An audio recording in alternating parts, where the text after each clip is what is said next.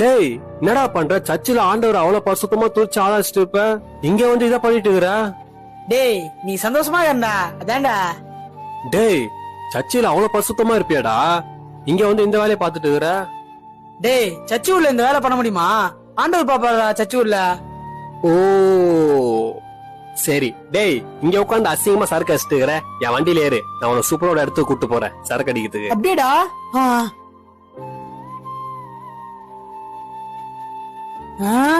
நம்ம தெரிஞ்ச இடம் மாதிரி இருக்கு. டேய் என்ன சர்ச்சு கூட்டு வந்துக்கிறா?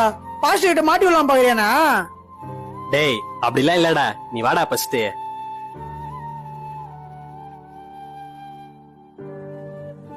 டேய் இது எப்படா சர்ச்சுக்குள்ள எடுத்துன்னு வரது?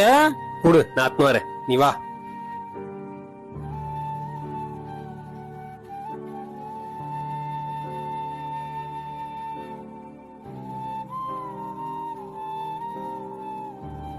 டேடா இப்ப குடுறா, நல்ல இடம், ஃபேன் காத்து சூப்பரா இருக்கும். டேய் எப்படா சர்ச்சுக்குள்ள குடிக்கிறது? ஆண்டவர் பாப்பாரா, ஆண்டவர் வாசம் பண்றான்டா இது. ஓ அப்படியா, ஒரு நிமிஷம் இரு. இந்தாடா 1 கொரிந்தியர் 3:16-17 எடுத்து படுறா. நீங்கள் தேவனுடைய ஆலயமாய் இருக்கிறீர்கள் என்றும் தேவனுடைய ஆவி உங்களில் வாசமாய் இருக்கிறார் என்றும் அறியாது இருக்கிறீர்களா?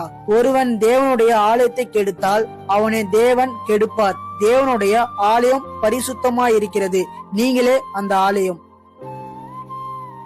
என்னடா புரியுது? நான் உனக்கு சொல்றேன், நல்லா புரிஞ்சுக்கோ.